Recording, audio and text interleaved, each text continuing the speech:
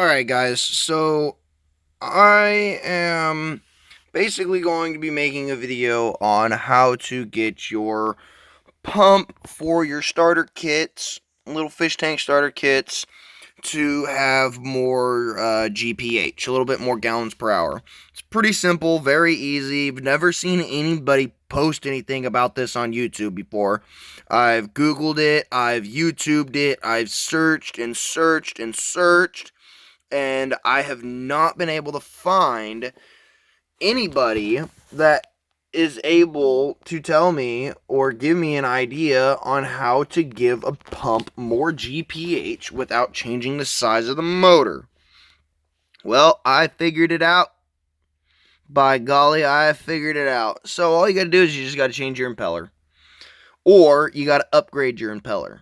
And this is how I upgraded my impeller.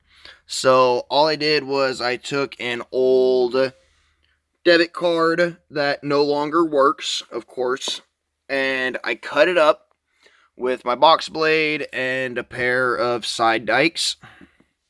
Use some super glue. Now keep in mind you need super glue or anything stronger than super glue. Use it. You want to make sure you also use something that is shock resistant, because if any of these pop off, this thing is spinning really fast, and then if any of these blades pop off and hit the next one, you don't want it to break it. You also want to make sure that this is waterproof as well, and you want to pretty much seal this thing off as best as you can. Just fucking glob super glue on there, man. I mean, just like as best as you can, get this thing to seal off, okay? You don't want any water trying to penetrate down inside and loosen and weaken your connection. So yeah, the blades are a little too, long for the size of the pump that I've got right now. But the best part about the pump that I've got here, let me bring it up here in the light so we can examine it a little bit better.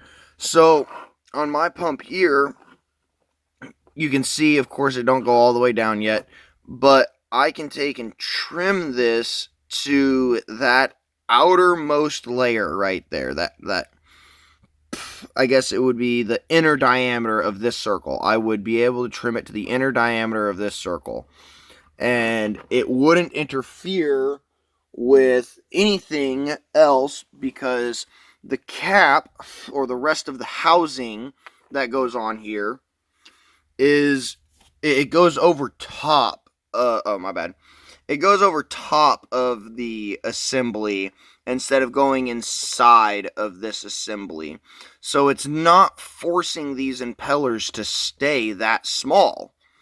So you got to be careful of your height as well. You don't want your blades to be too high that they're going to be scraping on the top of this. And I'll show you how to make sure, if it's scraping or not. I mean, you'll hear it. It's pretty noticeable.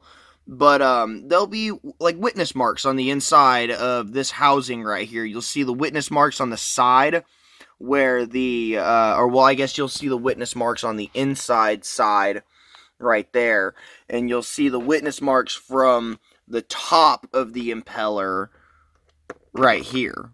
And, all you got to do is just once you see those witness marks, just go around and look at your impellers and find which one is the highest, and then take and just, trim it down just a little bit. You can even use a little bit of sandpaper or something to just kind of, rub this over top of it on a flat surface very lightly, and even all of those blades out so that they're all the same height. Like, as you could tell, like, look at the distance between the blue and the top of that, and then the distance there, and then the distance there. As you can tell, they're all different sizes, but you also have to remember, the longer they are, the more throw you're going to get as well for your pump. So even if you don't get it all the way up to the very top of this, just enough to where it's not scraping,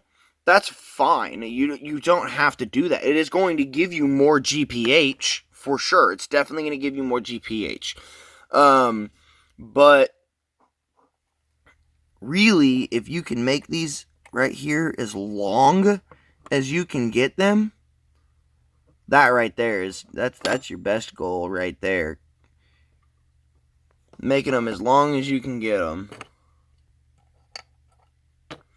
So another thing is you can see how I've got a gap right here, or like an extra bit right here rather, that comes from the blue impeller on the opposite side.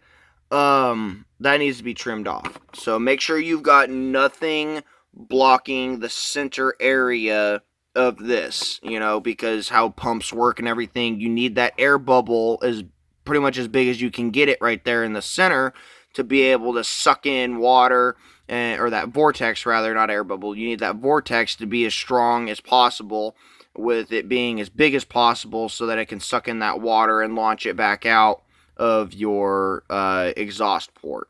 So I will get you guys back here in just a little bit. I'm going to get it all fixed up, get it installed, and I will show you guys how it works.